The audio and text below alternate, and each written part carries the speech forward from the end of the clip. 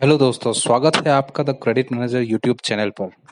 आज हम बात करने जा रहे हैं डीआईसीजीसी के द्वारा अभी हाल ही में जो प्रेस रिलीज की गई है उसके बारे में। जितने भी पीएमसी बैंक के ग्राहक हैं या जो भी ट्रबल बैंक हैं, जिनके डिपॉजिटर्स के लिए जो है रिस्क है उनके पैसे का डूबने का, और उन्होंने इंश्योरेंस क्लेम के लिए इतने वक्त इंतजार किया है, उनके लिए एक खुशखबरी है कि अब जैसे ही ये एक्ट पास हो गया है उसके बाद भुगतान की तारीख तय हो गई है। सिर्फ एक छोटा सा काम करना होगा। तो आइए जानते हैं कि किस तरह से ये पैसा क्लेम किया जा सकता है इंश्योरेंस का। तो हुआ ये है कि जब जुलाई में ये बिल पास किया था कैबिनेट ने, जिसके द्वारा जो इंश्योरेंस के लिए मैक्सिमम लिमिट 1 लाख थी उसे बढ़ाकर 5 लाख किया गया था, तो सभी की उम्मीदों को पर लग गए थे कि अब जल्द ही उनका फंसा हुआ पैसा उन्हें मिल पाएगा। तो ये जो बिल था वो 27 अगस्त 2021 को गैजेट ऑफ इंडिया में नोटिफाई कर दिया गया और उसके अकॉर्डिंगली ये हो गया है कानून, और जो कि आ गया है अमल में 1 सितंबर 2021 को। तो उसके अनुसार 90 दिन के अंदर अंदर जितने भी खाता धारक थे उनको पैसा लौटाने का प्रावधान था इस कानून में।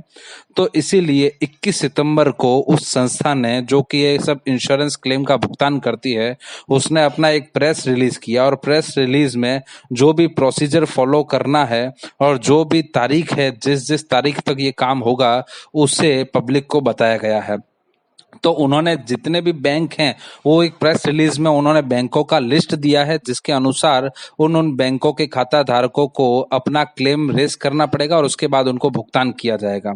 तो होगा ये कि जितने भी बैंक हैं उस लिस्ट में, वो सारे अपने खाता धारकों से उनकी रजामंदी मांगेंगे कि आप अपनी रजामंदी दीजिए कि हम आपका जो पैसा है उसका एक इंश्योरेंस क्लेम कर सके, जो कि मैक्सिमम लिमिट है जिसकी 5 लाख रुपए। उससे ज्यादा होने पर वो क्लेम नहीं दिया जाएगा। मैक्सिमम अमाउंट 5 लाख है।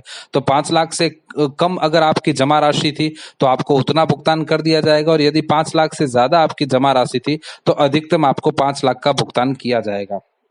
तो उस प्रेस रिलीज में जो था प्रावधान वो ये था कि 15 अक्टूबर तक सभी बैंक अपने अपने खाता धारकों की रजामंदी लेकर और वो एक लिस्ट जो होगी वो इस संस्था को जमा करेंगे, और उसके बाद 29 नवंबर को उस लिस्ट का फाइनल स्टेटस, यानी कि कितना पैसा बाकी है, उसके ऊपर कितना ब्याज दे है, वो सब मिलाकर फाइनल लिस्ट उसको 29 नवंबर 2021 को देंगे।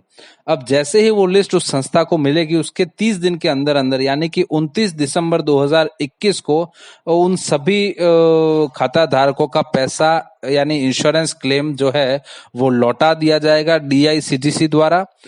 और अब जो मुद्दा आता है कि खाता धारक अपनी रजामंदी कैसे देंगे, तो उसके लिए उसी प्रेस रिलीज में एक फॉर्म जो है वो प्रोवाइड किया गया है कि जो फॉर्म भर के आपको अपने बैंक में देना है, जिसके आधार पर बैंक जो है अपनी उस लिस्ट में आपका नाम शामिल करेगी। तो याद रखिएगा कि जिस जिस खाता धारक ने वो फॉर्म नहीं भरा है उसका नाम उस लिस्ट में शामिल नहीं हो पाएगा और वो भुगतान से वंचित रह जाएगा।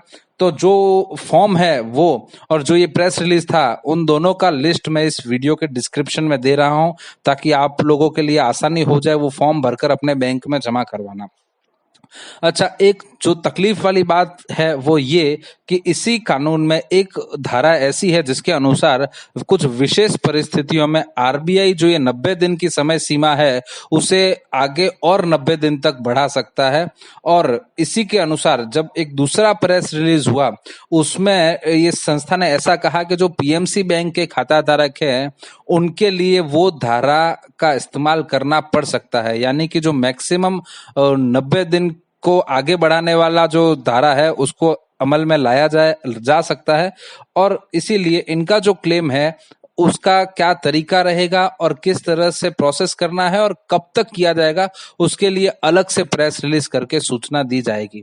हालांकि मेरी जो अंडरस्टैंडिंग है, मेरी जो समझ है वो ऐसा कहती है कि यदि वो धारा अमल में लाई भी जाती है तो भी उससे आरबीआई द्वारा अधिकतम 90 दिन के लिए आगे बढ़ाया जा सकता है। इसका मतलब ये हुआ कि 29 दिसंबर से आगे 3 महीने यानी 29 मार्च होता है, तो किसी भी सूरत में मार्च 2022 के अंत तक तो पीएमसी खाता धारकों को उनका पैसा मिल ही जाना चाहिए। खैर आगे देखते हैं कि प्रेस रिलीज कब आता है और उसका क्या परिणाम रहता है। ये वीडियो देखने के लिए धन्यवाद। यदि आपको वीडियो पसंद आया है तो इसे लाइक कीजिए, अधिक से अधिक शेयर कीजिए और यदि आपने चैनल अभी तक सब्सक्राइब नहीं किया है तो कर लीजिए। धन्यवाद।